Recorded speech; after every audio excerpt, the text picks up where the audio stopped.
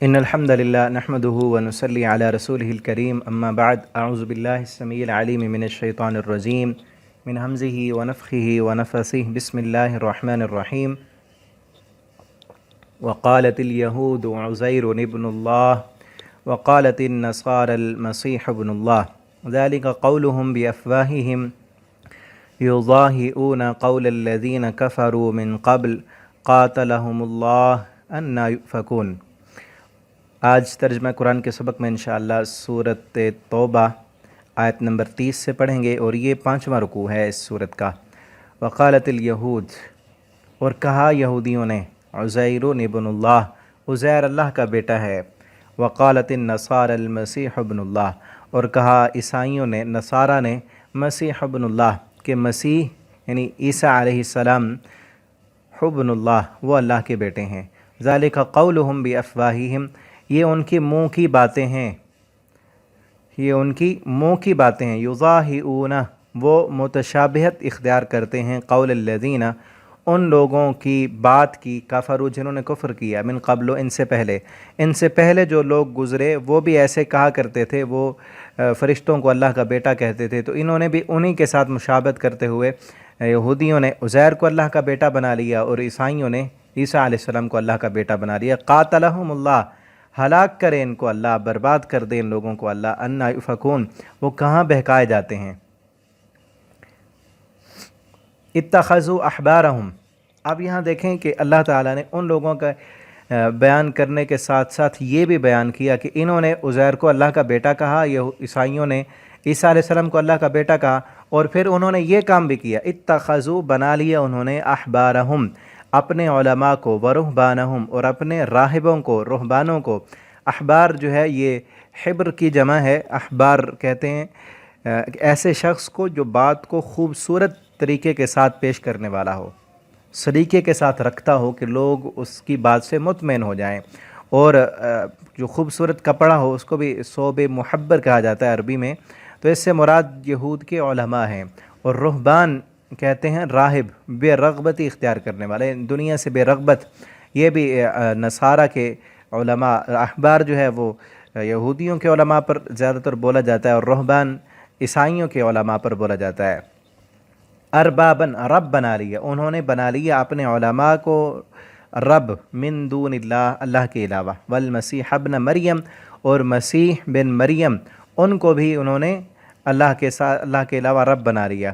وما امروا، نہیں حکم دیا گیا تھا انہیں مگر ایک اللہ کی عبادت کا، لیعبدوا، کہ وہ عبادت کریں، الہا واحدہ، ایک ہی الہ کی، لا الہ، نہیں ہے کوئی معبود الا ہوا، مگر وہی، سبحانہ، وہ پاک ہے، عما یشرکون، اس سے جو یہ سب شریک ٹھہراتے ہیں اس کے۔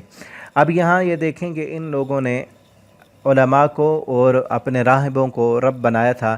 حضرت عدی بن حاتم رضی اللہ تعالی عنہ، جو بعد میں مسلمان ہو گئے تھے، انہوں نے جب یہ آیت نازل ہوئی تو نبی کریم صلی اللہ علیہ وسلم سے انہوں نے پوچھا، عرض کیا کہ یہود و نصارہ نے تو اپنے علماء کی کبھی عبادت نہیں کی، تو ان کے ذہن میں کیا تھا کہ رب وہی ہوتا جس کی عبادت کی جائے، ٹھیک ہے نا، جس طرح ہم سمجھتے ہیں کہ جس کے آگے ہاتھ پھیلائے جائیں، سجدہ کیا جائے، وہ رب ہے۔ تو یہ یہودیوں کے علماء کو تو انہوں نے ایسے نہیں کیا تھا، کسی کی عبادت نہیں کی تھی۔ اللہ رب العالمین فرماتے ہیں کہ رب بنا لیا، تو آپ صلی اللہ علیہ وسلم نے فرمایا کہ یہ ٹھیک نہیں ہے کہ انہوں نے ان کی عبادت نہیں کی، لیکن یہ بات تو ہے نا کہ ان کے علماء نے جس چیز کو حلال کہہ دیا وہ ان لوگوں نے اس کو حلال سمجھا، ان کے علماء نے جس چیز کو حرام کہہ دیا تو انہوں نے اس چیز کو حرام سمجھا۔ کیا یہ بات درست نہیں؟ تو وہ کہنے لگے ہاں ایسے ہی ہے، علماء کہتے یہ چیز حلال ہے تو ہم حلال سمجھتے، علماء کہتے یہ چیز حرام ہے تو ہم حرام سمجھتے۔ تو نبی کریم صلی اللہ علیہ وسلم نے فرمایا یہ حلال و حرام کا اختیار تو اللہ کے پاس ہے، یہ اختیار تو ہم نے علماء کو دیا، تو ایسے سمجھو ان کو رب بنا لیا، ان کو رب بنا دیا۔ یہ اختیار اللہ نے کسی کو نہیں دیا، شریعت سازی کا اختیار، حلال و حرام کا اختیار، کیا کام کرنا ہے کیا نہیں کرنا، یہ تو اللہ نے بتانا ہے نا۔ پیغمبر بھی، اللہ کے جو نبی ہیں، رسول ہیں، وہ بھی آ کر بتاتے ہیں یہ چیز حلال ہے، اللہ نے حلال کی ہے، یہ چیز حرام ہے، اللہ نے حرام کی ہے، یہ کام کرنا ہے، اللہ نے اس کام کے کرنے کا حکم دیا، یہ کام نہیں کرنا، اللہ نے اس کام کے نہ کرنے کا حکم دیا۔ کسی انسان کو یہ اختیار نہیں ہے۔ اور آج ہم دیکھیں ہم کیا کرتے ہیں، یہی کام آج امت مسلمہ نے کیا ہوا ہے۔ علماء کی بات حرف آخر ہے، اور علماء بھی اپنے اپنے فرقے کے جو بنائے ہوئے ہیں، بس وہ کہہ دیں، امام صاحب نے کہہ دیا، پیر صاحب نے کہہ دیا، بزرگ نے کہہ دیا۔ بزرگوں کا احترام کریں، علماء کا احترام کریں، قدر کریں ان کی، لیکن حلال و حرام اگر وہ کہیں یہ چیز حرام ہے، اس کی دلیل قرآن کی اس آیت میں ہے، پیارے پیغمبر کی حدیث میں ہے، قرآن و سنت کی بات کریں تو پھر ٹھیک ہے، ان کی بات کو مانیں۔ اگر وہ اپنی طرف سے کر رہے ہیں تو پھر نہیں، پھر یہی ہوگا کہ اپنی طرف سے اختیار، انہوں نے اپنی طرف سے بات کر دی، ہم نے آنکھیں بند کر کے مان لی، تو کیا ہوگا؟ اسی طرح جس طرح یہودیوں نے اپنے علماء کو رب بنا لیے، وہی کچھ ہوگا۔ اور یہ اختیار صرف اللہ کے پاس ہے، کسی کے پاس نہیں۔ اور آج دیکھیں کس قدر دکھ کی بات ہے، ابھی اس وقت جو سوشل میڈیا پہ چل رہا ہے، حکومت نے قانون پاس کیا کہ 18 سال سے کم عمر کا کوئی بھی بندہ مسلمان ہونا چاہتا ہے تو نہیں ہونے دیں گے۔ یہ کیا ہے؟ یہ اسلامی جمہوریہ ہے؟ یہ اختیار ان کو کس نے دیا کہ تم یہ قدغن عائد کرو کہ کوئی مسلمان نہیں ہو سکتا؟ یہ قانون سازی کا اختیار انسان کے پاس نہیں ہے۔ یہ اسمبلیوں میں بیٹھ کر جو قانون پاس کرتے ہیں، اگر قرآن و سنت کے مطابق نہیں ہے اور ان کے قانون کو ہم مانتے ہیں تو کیا بنا لیا ہم نے ان کو؟ جو اسمبلیوں میں بیٹھ کے قانون پاس کرتے ہیں، آنکھیں بند کر کے اگر مان لیں گے ان کو، وہ کہہ دیں یہ چیز حرام ہے تو ہم سمجھے حرام ہے، وہ کہہ دیں حلال ہے تو حلال ہے۔ انہوں نے اپنی طرف سے بنایا، کافروں کو خوش کرنے کے لیے، ان سے مفادات لینے کے لیے۔ تو یہ اختیار الا لہ الخلق والامر، جس کی مخلوق ہے، حکم اسی کا ہے۔ کسی اور کا حکم مانیں گے یا کسی اور کو یہ اختیار دیں گے تو ایسے ہے جیسے اب ہم نے رب بنا لی ہے، مخلوق اللہ کی، تو اختیار بھی اللہ کا ہوگا۔ آگے دیکھیں، یریدون ان یطفئوا نور اللہ، دراصل وہ چاہتے ہیں کہ بجھا دیں نور اللہ، اللہ کے نور کو، بافواہہم، اپنے منہ کے ساتھ، اپنی پھونکوں کے ساتھ۔ اللہ کے جس طرح چراغ جل رہا ہو نا تو منہ کی پھونک سے کوئی بجھانا چاہے، اللہ فرماتے ہیں یہ کافر، یہ یہودی، عیسائی، یہ دنیا کا کفر مل کر اللہ کے نور کو مٹانا چاہتا ہے۔ وَيَأْبَى اللَّهُ، اور انکار کرتا ہے اللہ، إِلَّا أَن يُتِمَّ نُورَهُ، مگر اس کا کہ وہ پورا کر دے نور کو، اپنے نور کو۔ اللہ یہ چاہتا ہے کہ اپنا نور پوری دنیا پر پھیلا دے، اور یہ لوگ، کافر لوگ، اپنے منہ کی پھونکوں سے اس نور کو مٹانا چاہتے ہیں، تو پھونکوں سے یہ چراغ بجھایا نہ جائے گا۔ وَلَوْ كَرِهَ الْكَافِرُونَ، اگرچہ کافر اسے ناپسند سمجھیں، اللہ رب العالمین نے اس دین کو اس دنیا پر غالب کرنا ہے۔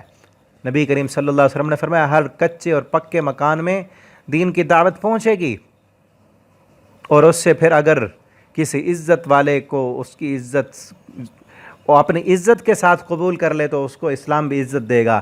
اگر وہ اپنی عزت اس کی پرواہ کرے گا، اسلام قبول نہیں کرے گا، تو پھر اس عزت والے کی عزت کو روند کر اسلام پھر بھی آگے پہنچ جائے گا، اور پہنچا۔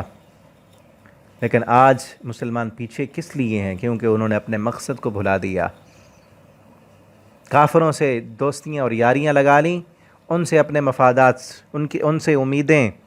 اللہ تعالی ہمیں دوبارہ سے اسی نہج پر جس پر صحابہ کرام تھے وہاں پر پہنچا دے۔ اللہ ہمارے ایمان کو مضبوط کرے، اور طریقہ اس کا یہ ہے کہ قرآن کو پڑھیں، احادیث کو پڑھیں۔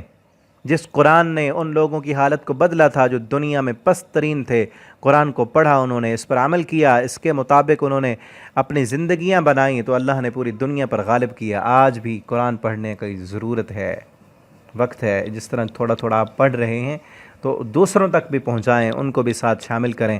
اللہ تعالیٰ سے دعا ہے اللہ تعالیٰ ہمیں قرآن پڑھنے، سمجھنے، اس کے مطابق زندگی بسر کرنے کی توفیق عطا فرمائیں۔ والسلام علیکم ورحمۃ اللہ وبرکاتہ۔